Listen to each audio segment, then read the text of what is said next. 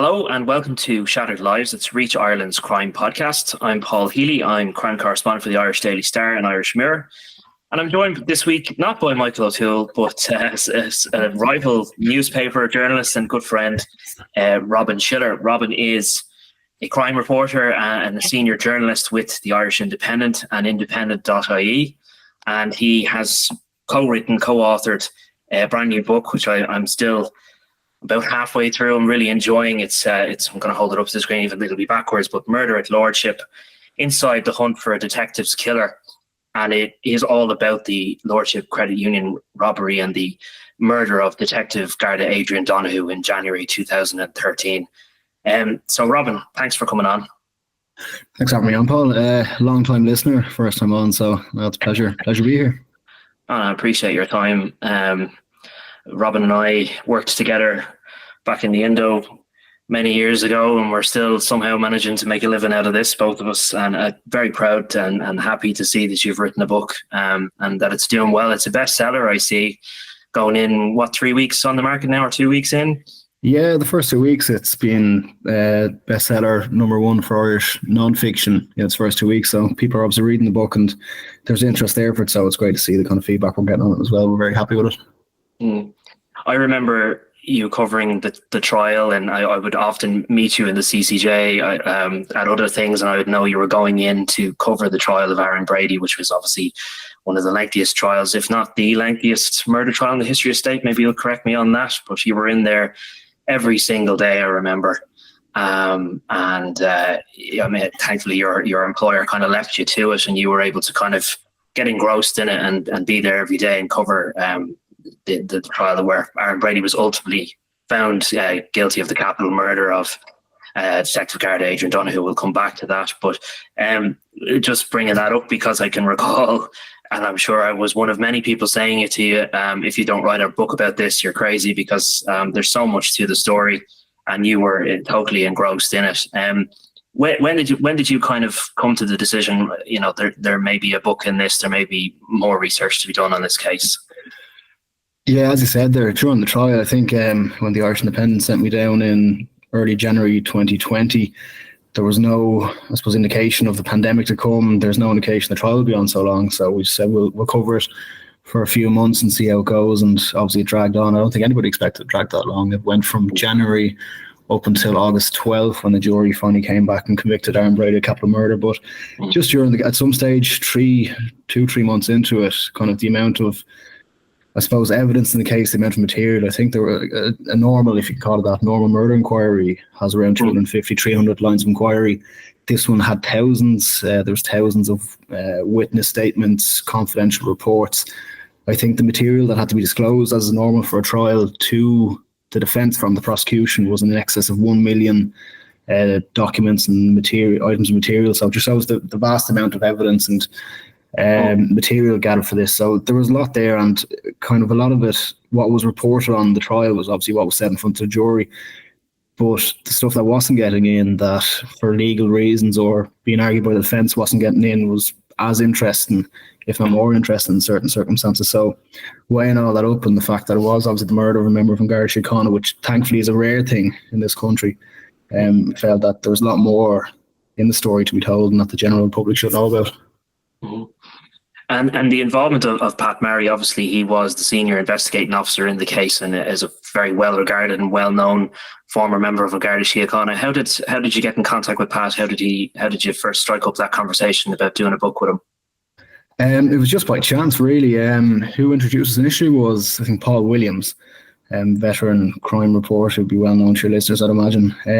He knew Pat, he knew me from working through the Indo, obviously, and obviously found out that I had kind of interest in writing a book in it. Pat had for a long time wanted to write a book in it as well. He was obviously centrally involved for many years as the senior investigating officer, and he put us in contact.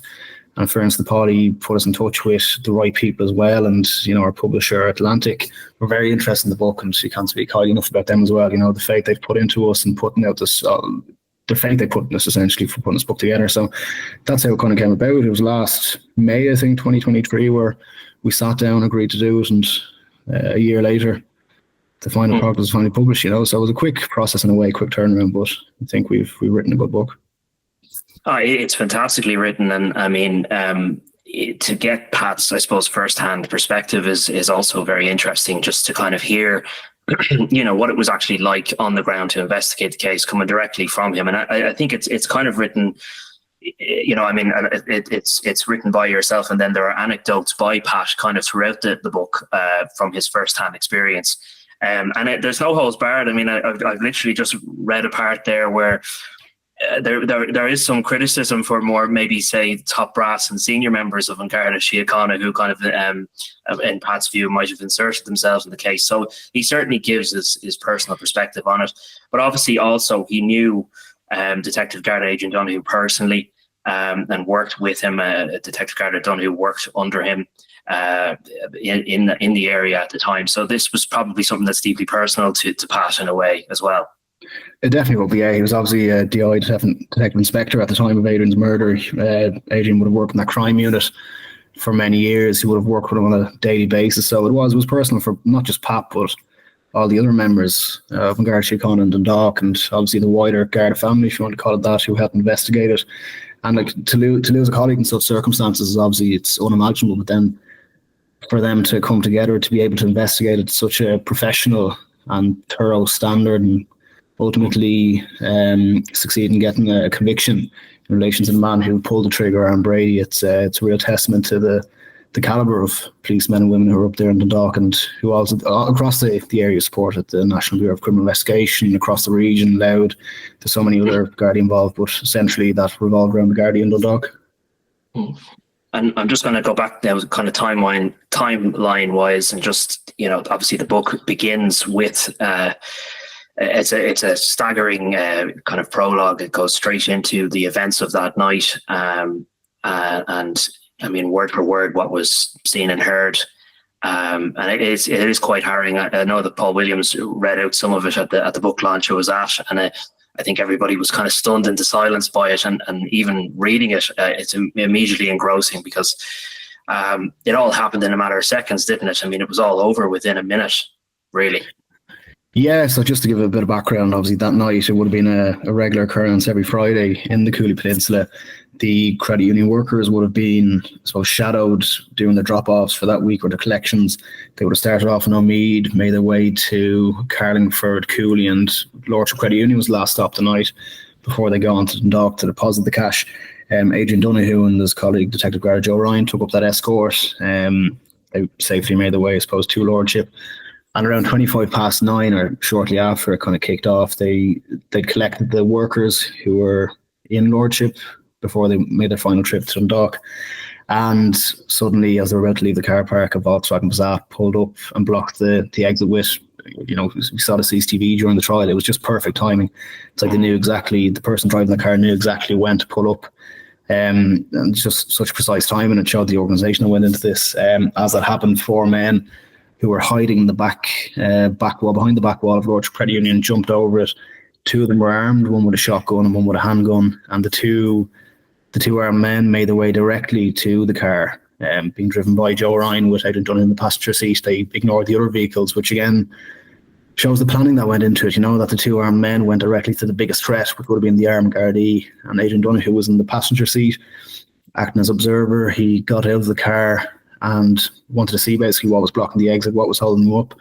And from the other side across the car, the man with the shotgun, who we now know as Aaron Brady, held it up to his right shoulder, and from no more than 7 feet pulled the trigger. And Adrian Donohoe wasn't even looking at him. He was looking, his line of sight was directed at the Volkswagen.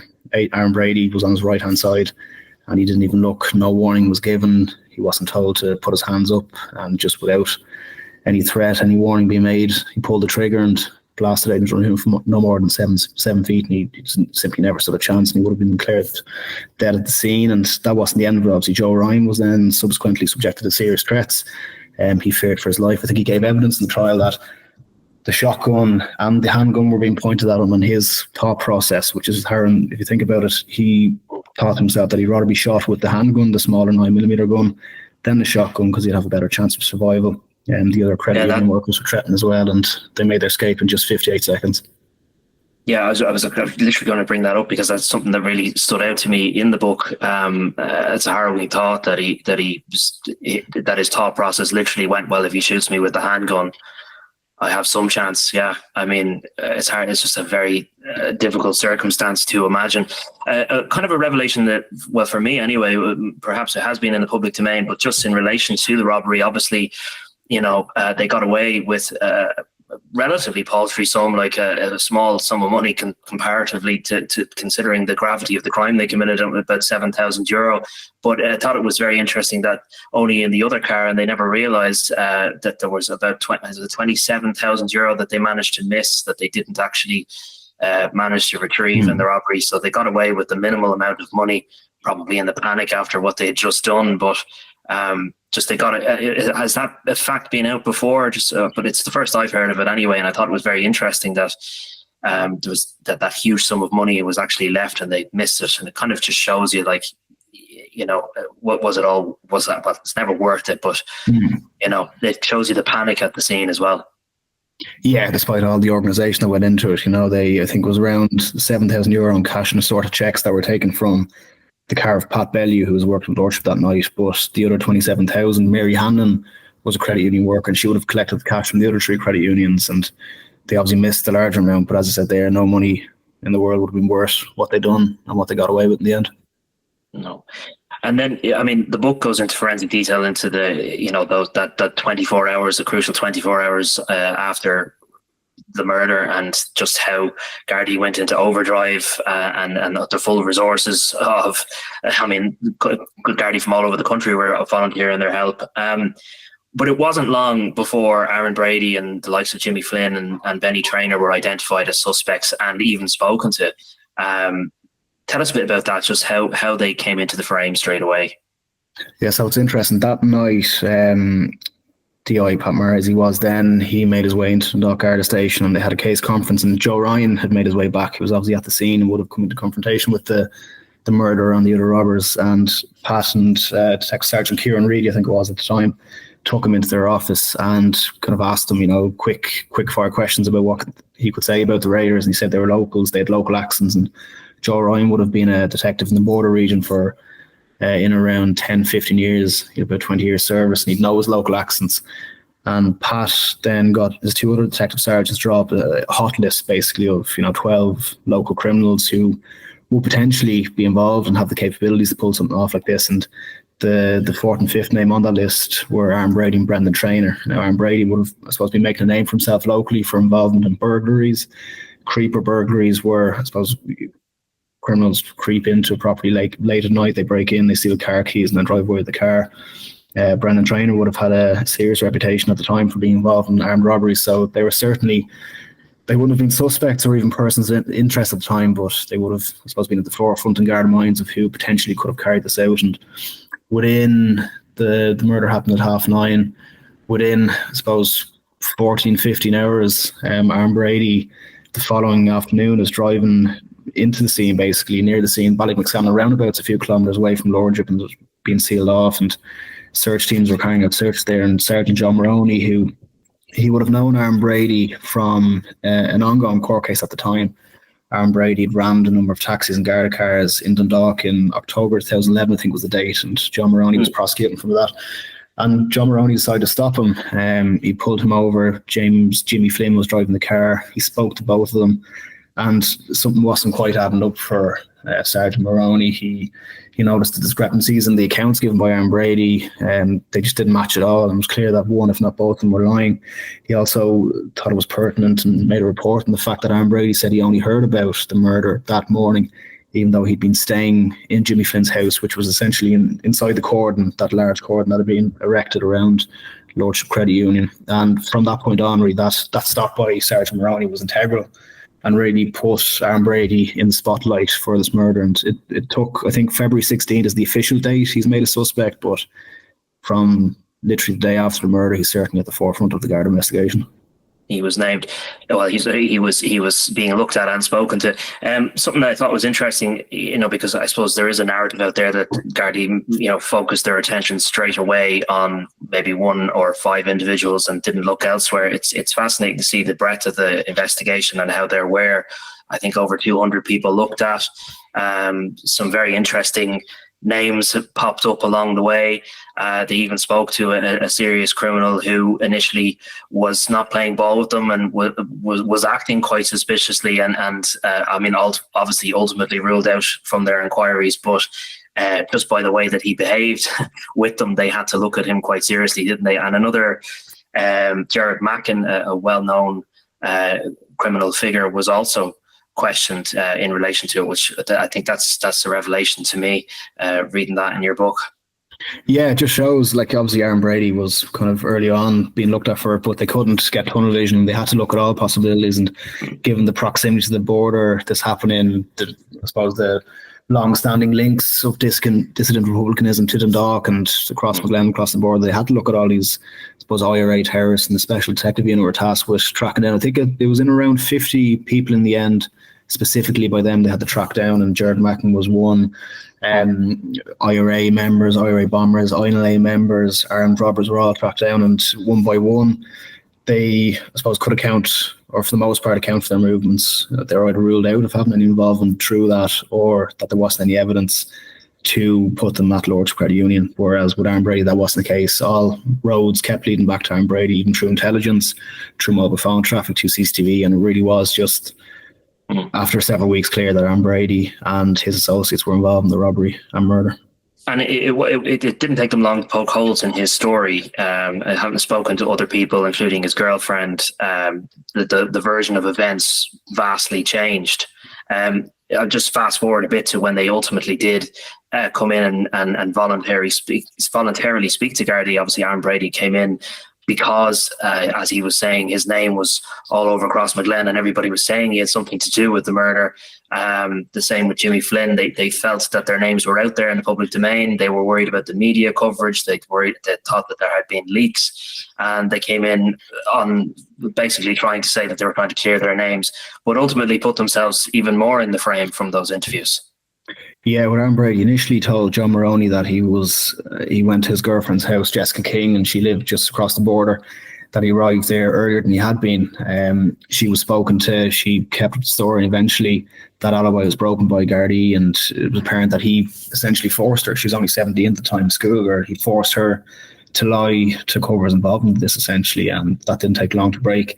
And on February 7th, I think it was, so just a couple of weeks after the murder, Aaron Brady, with all these rumours going around, he decides to go in and to clear his name, as he puts it, of the rumours going around. And he sits down with, I mentioned earlier on there, the NBCI were drafted in with their kind of specialist interviewers and specialist skills in relation to serious crimes, and Detective Sergeant Mark Phillips, as he was at the time, and Detective Garda Jim McGovern. They sat down with Aaron Brady, and he talked and he talked and he talked. It was a completely voluntary process, but he couldn't stop talking. He talked about his background, his life growing up, and eventually move on to the day of the murder and the days after. And that, again, was an integral thing for Gardaí to get, because bit by bit, over the following 5-6 years, the statements he gave couldn't be disproven, and it soon became apparent that most of that statement he gave over 2 days was an absolute lie. And I mean, it shows maybe some arrogance on his part that he thought, I'll come in and I'll clear my name. A Sunday World investigation is mentioned, interestingly, in the book, and they were concerned about that particular coverage. And I think family members of Aaron Brady, is that right, contacted him and said, your picture is in the paper. Obviously a blurred out picture at the time, but were they really that paranoid that, okay, they're on us, and the fact that it was in the media, was that the catalyst, do you think, as to why they came forward when they did?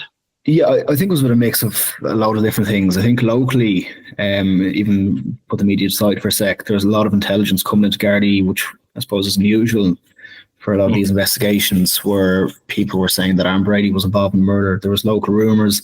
There was intelligence from presumably local criminals saying that Aaron Brady was involved, that Brendan Traynor was involved, that James Flynn was involved. And there was even intelligence at one stage that the IRA, faction led by Thomas Slab Murphy, obviously well-known IRA figure, that they were carrying out their own inquiries, obviously for their own reasons, not to, I suppose, help Gardaí in any way, but the amount of Garda attention and crackdown from that murder that, I suppose, would have had a knock-on effect on dissident Republican activity and cross-border smuggling.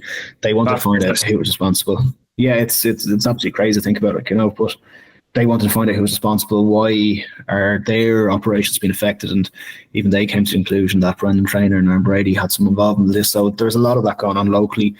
Then the media interest kicks up. The Sunday World had a front page story in mid-February, I think, where it pointed towards Aaron Brady. Well, not obviously named him for legal reasons, but it was fairly evident to Aaron Brady that the finger from Gardaí, the media and locals were certainly pointing at him as being the person involved. And Brendan Traynor was told that there was a threat against his life even. That's another revelation from the book. So, I mean, such was the heat that this was bringing on some people that they felt the need to possibly try and take certain people out of the picture. Yeah, Brendan Traynor, he, I think in a statement to the PSNI, they were obviously, apart from Aaron Brady, a lot of them stayed up north, knowing that Gardaí couldn't come up and arrest them. They gave their statements to the PSNI in Northern Ireland, and Brendan Traynor said that even before, he'd been warned around 2 weeks after the murder that there was an active threat against his life, but even before that, there was newspaper reports indicating that he was a thug, that there was a threat against his life. So they were taken seriously, for Gardaí or the PSNI to formally notify somebody of a credible threat to their life. It has to be credible, there has to be reasonable intelligence there, and it showed that because of their, at least the suspicions around their involvement, that they were under credible threat from dissident Republicans. Another thing I found really interesting was just, the kind of the deeper part of the investigation that maybe we don't always hear about, which is the bugging of devices and secretly recording people. And Gardaí gleaned some very interesting conversations from that, including the conversations between Eugene Flynn Sr.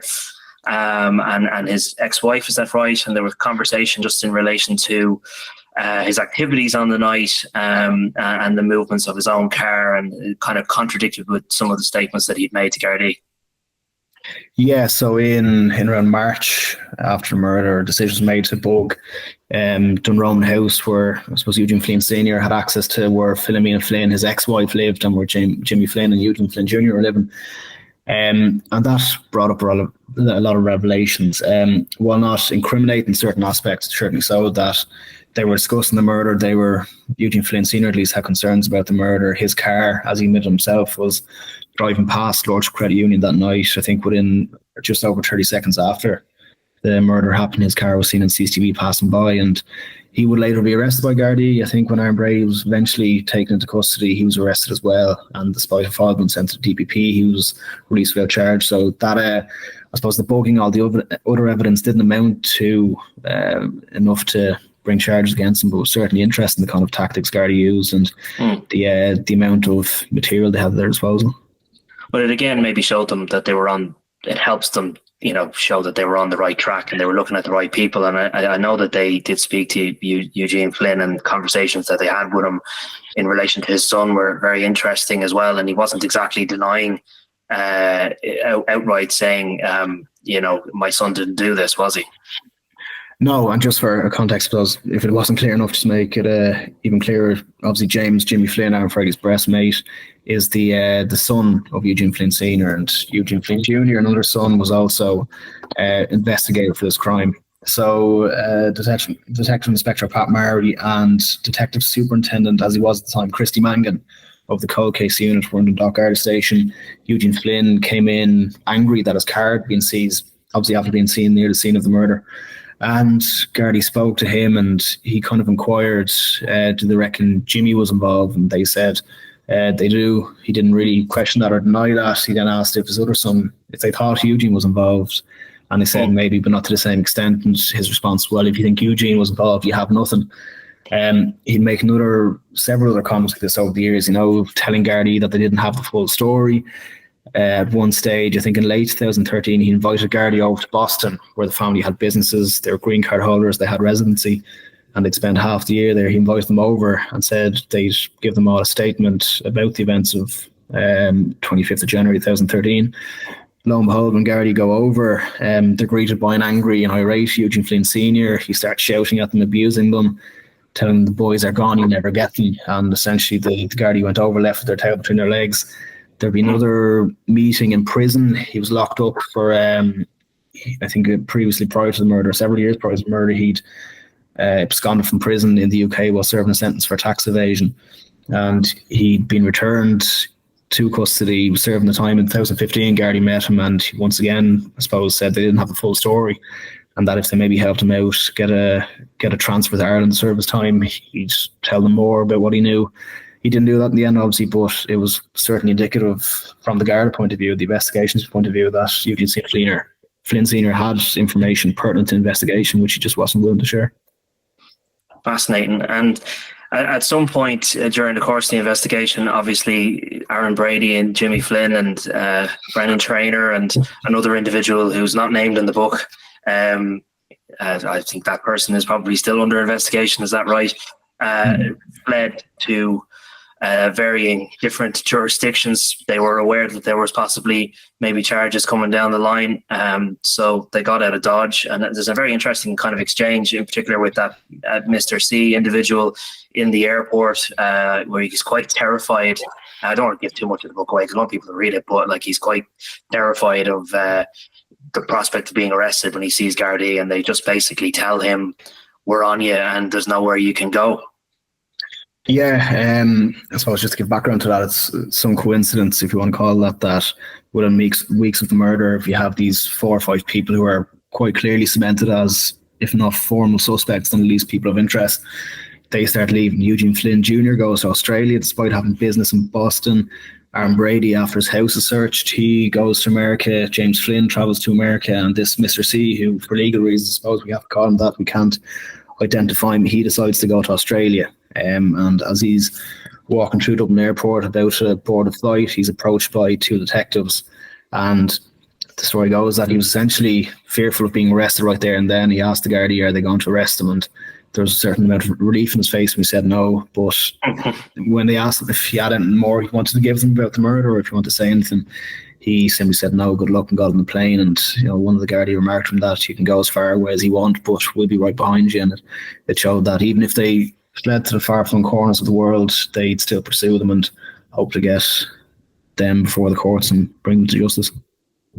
And of course they did ultimately obviously get Aaron Brady. He was arrested there on the 18th of May 2017 in Yonkers, and ultimately eventually brought back here to this jurisdiction and arrested. Just tell us a bit about, and I suppose we could talk for hours, but just a bit about that, how that came about and the involvement of the US authorities to ultimately get Aaron Brady back here.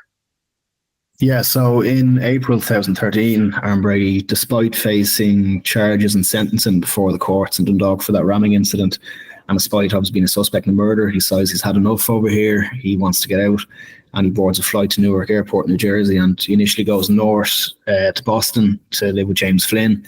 He spends several months there, and they have a falling out, which naturally happens among these criminals and the pressure they're under, and he moves back down to Woodlawn in New York, which is a very predominantly Irish community.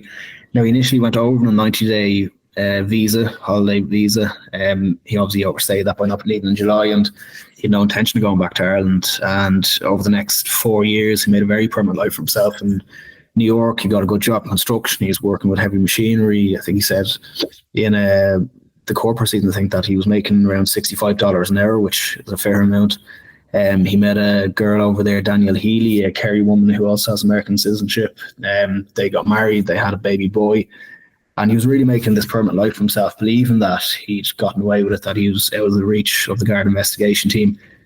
But he's also very erratic over there. He would have, there'd be plenty of evidence from witnesses who would later eventually come forward to Garda that he was taking cocaine, that he's drinking heavily. He was quite an erratic character. Sometimes he'd break down with the guilt and the weight of what he'd done. On other occasions, then he'd, I suppose, use what he'd done to, I suppose, brag about it, to gain influence over there and to be seen as a man to be feared while living among the Irish community in Woodlawn. And ultimately, the arrogance of him and his attempt to, I suppose, was put in the court cases where the murder of Garda Donohoe as a badge of honour would eventually lead to his downfall. Yeah, because he openly, as you said, bragged and admitted to it to pals when he was under the influence. Of course, he vehemently denied that in his trial. But, that was probably some of the most damning evidence against him. And I know Gardaí tracked down and spoke to every one of those individuals that Aaron Brady effectively confessed to, and they recounted exactly what happened. I'm going to come back to that. But just when you were in the trial, and you heard that evidence. I mean, was that the most powerful? About, I suppose it all comes together as a circumstantial case with the CCTV evidence, with the facts of where they were on the night, the phone evidence. But to have these people that were, I suppose, once friends actually say, "Look, yeah, he told me that he did it." Was that one of the more powerful pieces of evidence? Yeah, I think it was the most damning, and there were, I suppose, a lot of people beforehand were kind of asking me, can that be used in evidence? Is it not hearsay? And it's not. It's, I suppose, direct admissions from Aaron Brady's mouth. Yeah. I suppose in the wider context, two people finally gave evidence before the courts. Daniel Cahill, who was a very strong witness, and Molly Staunton, who also recounted two occasions where Aaron Brady admitted to it. Now, her evidence was a bit more, I suppose, it swayed. Controversial, would say, yeah, it swayed from left to right. She initially said Aaron Brady had admitted to it under cross-examination, and she said he hadn't admitted to it. There was, I suppose, while she was giving evidence with the jury, there was an interruption. A random man who was known to her came in and shut down the laptop. She was giving evidence via video link in New York and said no more testimony, which is obviously quite a shock in the court in front of the jury to happen. She eventually came back. She was treated as a hostile witness, and after her witness statement, which was video recorded in New York, was shown to her, she finally accepted that, look, she can stand by what she says, that Aaron Brady didn't say he shot a cop. So between those two, obviously, there was enough for the jury to find Aaron Brady guilty, but 5 more witnesses had given statements to Gardaí, and, detailed statements. 2 of them had been living with Aaron Brady in New York. They gave, vivid recollections of how Aaron Brady, when, and exactly how he admitted to his involvement. One man who wasn't, I suppose, known to Aaron Brady at the time, he would have overheard him when he was cashing his check in a pub. He overheard Brady brag about it. Brady assaulted him. He admitted to it and told him to keep his mouth shut about what he'd heard. So, while I suppose the 2 witnesses who gave evidence was powerful and was enough to bring it over the line, there was many more people. There was at least 5 more who did give statements but didn't give testimony, and there was many more. Gardaí certainly do believe who would have heard or known Aaron Brady's admissions and confessions in New York, but just decided not to come forward for various reasons. And Brady himself tried to scupper his own trial and intimidate. He tried to intimidate our witnesses, and in some ways, nearly got himself in further trouble. And I think ultimately admitted his guilt in relation to Ronan Flynn. I know Ronan Flynn was interviewed, and that interview was filmed, and that Brady basically had access, didn't he, to all of the evidence in the trial, and he had a laptop in prison. So while he was on remand during the trial, he actually filmed this particular interview on his laptop, and it leaked it all over social media. And that was kind of an act of intimidation in a way. That he's only just recently pleaded guilty to that. Is that right? Yeah, so he was due to go on trial before the Special Criminal Court last month, and I think a lot of people were surprised when he finally pleaded guilty to it. He admitted that he'd recorded this video statement of Ronan Flynn giving evidence to intended to before the course of justice, and for years his family had denied that the Brady family had anything to do with this video being leaked. They denied any witness intimidation whatsoever has occurred, but it's fairly evident when you see that happening that when you look at it, even from the outside looking in, Aaron Brady recorded, which he shouldn't be done anyway. He recorded this statement, which was later shared online, calling this witness a tout, a rat, making all sorts of accusations about him, that it was intended not just to prevent Ronan Flynn from giving evidence, but also any other witness who thought of coming forward. It was basically to prevent them from coming forward and giving evidence. So it worked as well. Ronan Flynn decided not to come to court. 4 other people, or 3 other people decided not to come to court. Another witness's evidence was ruled inadmissible, but it showed the efforts by Brady, even when he was languishing in the prison during his trial, that he was still making serious efforts to intimidate witnesses. And this is something that was even happening before the trial. I think Gardaí made a number of confidential reports, they were called, about 12 witnesses in particular in the lead up to the trial who had expressed serious concerns for the safety and about coming to court. Now, I think 2 or 3 of them eventually did give evidence, but one witness was Ronan Flynn, who he'd been told through his sister that he'd be got and his family would be got if he gave evidence against Aaron Brady. Another man living in the border area told Gardaí that he'd be shot if he came forward and testified. So it does show the serious efforts before the trial, during the trial, even after the trial, ever since, that have been going on to intimidate anyone who thought of coming forward. And he'd supposedly told Ronan Flynn, he basically said, "I shot him, so what?" So that was the kind of attitude that he had towards murdering a Garda, basically. Yeah, so it's interesting the different kind of scenarios that come forward. So yeah, Ronan Flynn gave a statement to Gardaí in New York, and basically, yeah, he said, "Look, Aaron Brady told me, yeah, I shot him. So what?" As if he didn't care. Tommy McGeary, another person who'd been living with Aaron Brady, said that Aaron Brady basically said, "Yeah, I shot him." Like a nonchalant attitude towards it. And I think Tommy McGeary said in a statement that Aaron Brady never showed any remorse for what he'd done. There's, I suppose, different accounts then given in different situations, obviously by Daniel Cahill and Molly Staunton, where Molly Staunton said that Aaron Brady broke down and cried about what he'd done, the guilt of what he'd done. And Daniel Cahill gave similar evidence where he said that, I suppose on one or two occasions, Aaron Brady boasted about it, but on another occasion when he's drinking by himself in a pub, he broke down and, was talking about the weight of carrying around the guilt of what he'd done. So there certainly goes to show the kind of erratic nature of Aaron Brady over there, where at times he's really boasting about it and didn't seem to care what he'd done, and other times the weight of murdering Detective Garda Donohoe weighed heavily on his shoulders. Just for you, I know you don't like too many personal questions, and maybe journalists shouldn't answer personal questions, but I don't think it's too bad, so forgive me. When you were sitting in the court every day, and obviously the circumstances were unique, so it was COVID, so it was quite a quiet courtroom. There wasn't really like a crowd in the court, or anything like that, so it was a very unusual experience anyway. But just what was it like to cover that trial?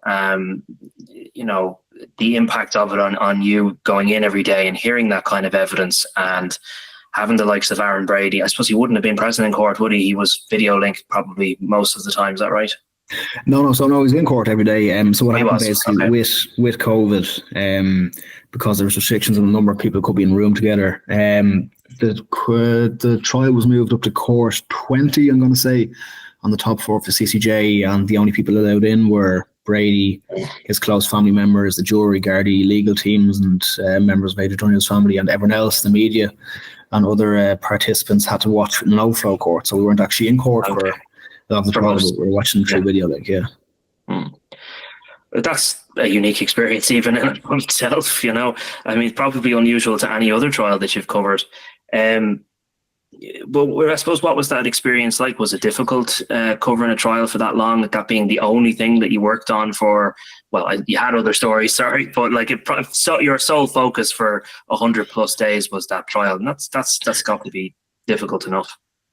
Look, you're fascinated by the subject as well, in a way, to see a trial of that magnitude taking place, the amount of work that goes into it, not just from the Garda investigation, but the presentation of that evidence in the court of law by senior counsels Brendan Gret and Lorcan Staines. It was interesting to see that up close, and how, I suppose, there's a lot of emotion involved in the case as well, but it never made it into it. It just has to be clinical.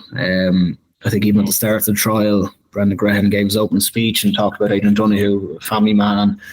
His wife had been in the Gardaí, his family members had been in the Gardaí.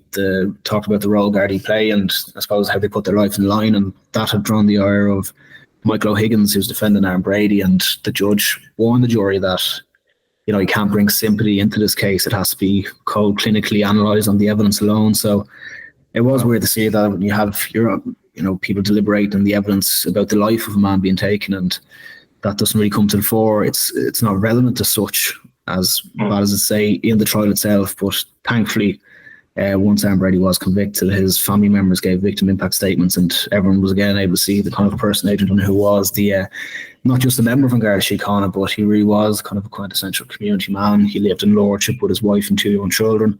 He would have been involved in the local GAP club. He would have played. He would have volunteered. He would have given talks to local schools. So he was, obviously, he died, was murdered, serving the state in his role as Garda, but he was a lot more than that. He was really a well-respected member of the local community. Yeah, that comes across in the book, and there's some, this is great tribute to him from Pat Barry, obviously, who knew him, but you also get the sense from other Gardaí and who knew him and worked with him, that he was kind of a pillar of the community, and that really kind of comes across. I think that you mentioned at the start of this, I think that the sad thing about it is that he just didn't have a chance to defend himself. I know that that Pat certainly has the view that Gardaí should have still had an Uzi. That was something that was taken off them not too long before this tragedy occurred.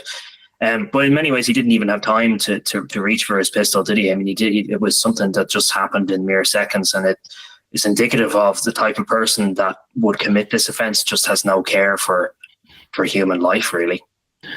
No, absolutely not. Like, and within, I suppose, 5 seconds of jumping that credit union perimeter wall, Aaron Brady decided to pull the trigger for whatever reason. There was no immediate threat from Adrian Donohoe or Joe Ryan. It could have played out differently, but we'll never know what was going through his head. But just to pull the trigger, obviously knowing that if you're pulling the trigger of a shotgun from 7 feet, there is only going to be one outcome if you aim somebody's head. It was an execution, as Pat said many times, and I think he says in the book as well. It wasn't a murder, it was an execution of a member of Garda Síochána, and an absolutely horrendous crime, and he's been punished for it, and he's sentenced severely to 40 years, and obviously it'll never be enough in terms of getting justice for Adrian Donohoe, but maybe some comfort that the man who is responsible for ultimately pulling the trigger and being involved in murder will be in prison for a very, very long time. And he's awaiting the result of his appeal now. Is that right? He is, yeah. So last October, I think it was last October, that appeal got underway. I think it was the longest appeal. I suppose marrying him with what happened in the trial, the longest ever criminal trial, and followed by the longest ever appeal, which is obviously his legal entitlement and his legal right. And judgment still isn't back in that, which is unusual in a way, taking this long. But that happened in October into May now, so around 7 months. But there will be a decision back of that soon, hopefully, and we'll see how the judges of the appellate court rule, whether he should get a retrial or whether he'll stay in jail.